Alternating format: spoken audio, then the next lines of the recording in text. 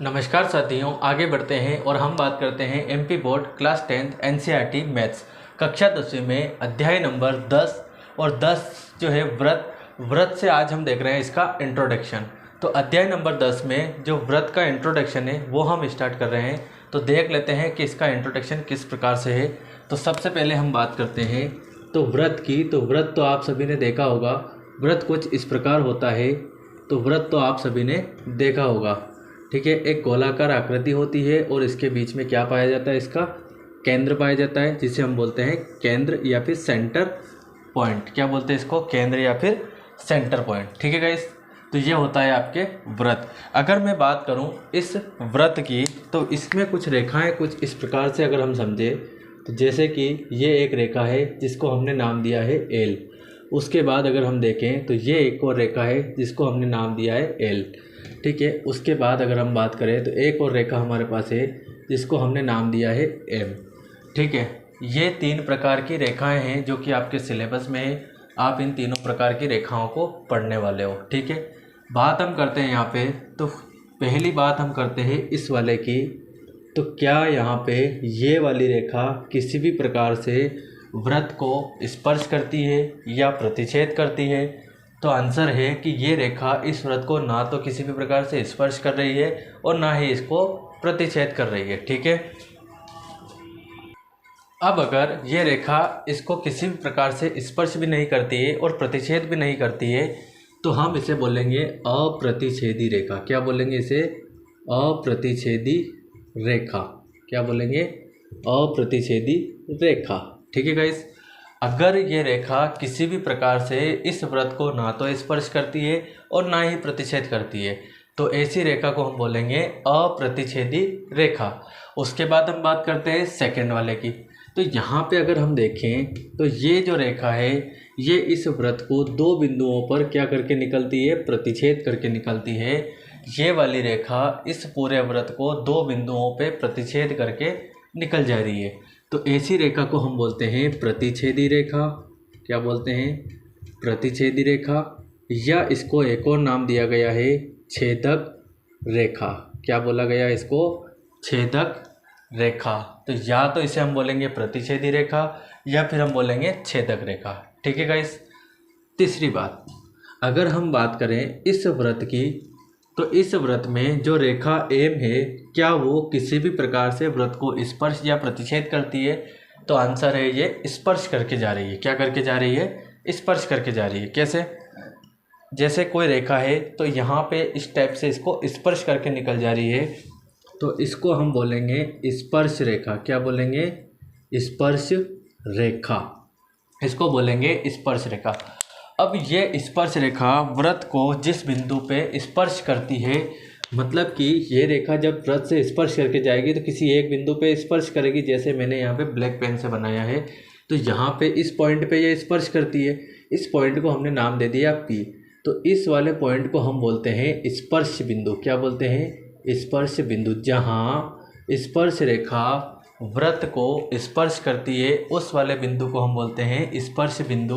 और ये जो बिंदु होता है ये क्या होता है? उभयनिष्ठ होता है। क्या होता है? उभयनिष्ठ होता है। क्या कहलाता है ये? उभयनिष्ठ बिंदु। उभयनिष्ठ का मतलब ये है कि ये इसके अंदर है लेकिन हमको दिखाई नहीं देता है, इसलिए इसको हम बोलते हैं उभयनिष्ठ बिंदु।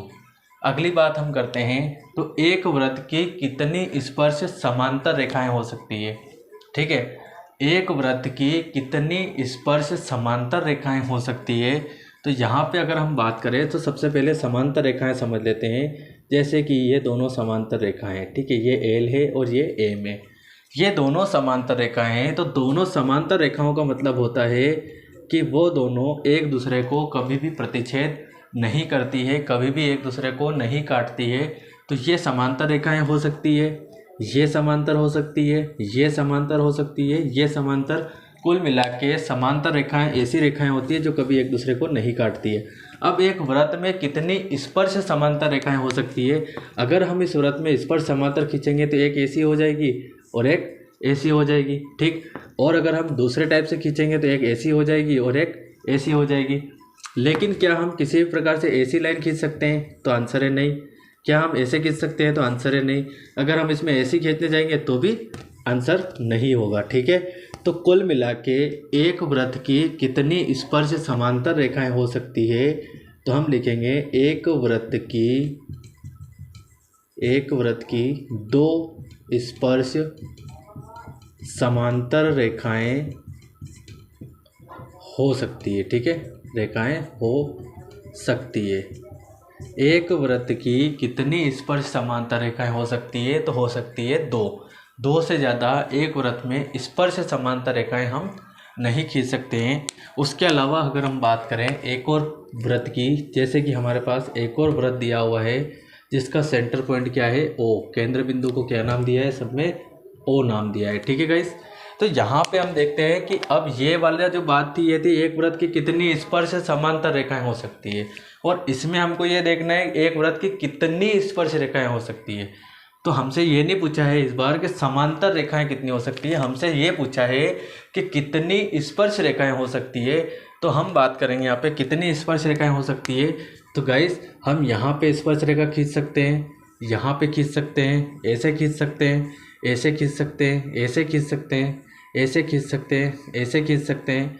मतलब एक वृत्त की कई सारी स्पर्श समांतर रेखाएं स्पर्श रेखाएं हो सकती है। समांतर की बात अगर नहीं करें तो इसका आंसर हो जाएगा एक वृत्त की अपरिमित रूप से, क्या लिखेंगे, अपरिमित रूप से अनेक स्पर्श रेखाएं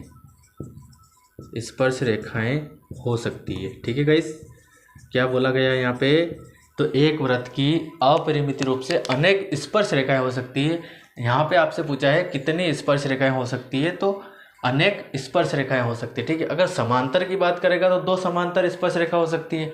ठीक, स्पर्श रेखा क्या होती है, तो वो किसी एक बिंदु, उभयनिष्ठ बिंदु जो होता है स्पर्श बिंदु, उस पर स्पर्श करके निकलती है।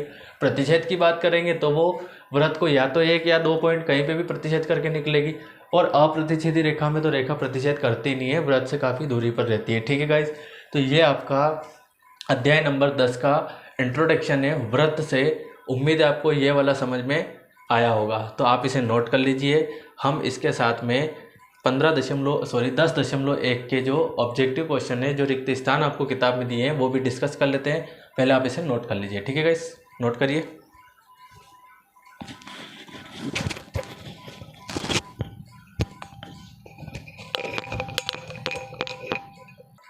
आइए हम देख लेते हैं यहाँ पे। तो देखो यहाँ पे आपको दिया है 10.1, किताब आपके पास अवेलेबल होगी। 10.1 में पहले प्रश्न की बात करें तो क्या दिया है, एक वृत्त की कितनी स्पर्श रेखाएं हो सकती है।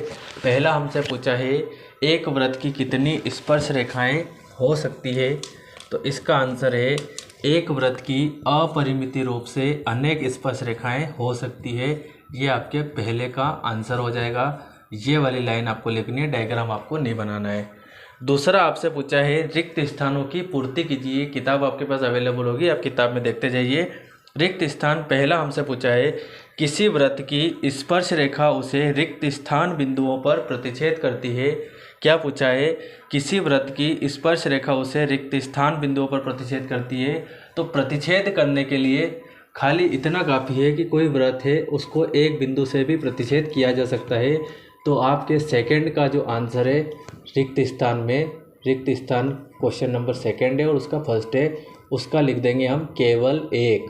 कितना हो जाएगा, केवल एक। उसके बाद हम सेकंड वाले रिक्त स्थान की बात करते हैं। वृत्त को दो बिंदुओं पर प्रतिच्छेद करने वाली रेखा को रिक्त स्थान रेखा कहते हैं। वृत्त को दो बिंदुओं पर प्रतिच्छेद करने वाली रेखा को या तो प्रतिच्छेदी बोलेंगे या फिर छेदक बोलेंगे। तो आपके सिलेबस में इसे नाम दिया गया है छेदक रेखा। क्या नाम दिया गया है, छेदक रेखा। तो इसको बोलेंगे छेदक रेखा। अगला हमसे पूछा है एक वृत्त की रिक्त स्थान स्पर्श समांतर रेखाएं हो सकती है। एक वृत्त की रिक्त स्थान समांतर स्पर्श रेखाएं हो सकती है। तो एक वृत्त की कितनी हो सकती है स्पर्श समांतर रेखाएं, तो हो सकती है 2।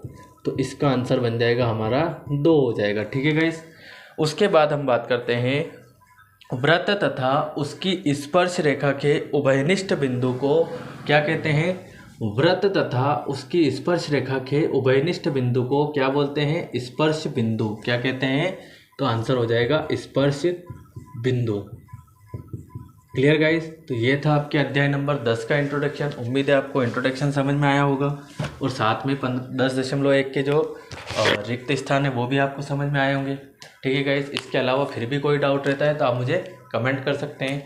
मिलते हैं अगले वीडियो में अगले क्वेश्चन के साथ। तब तक के लिए थैंक यू।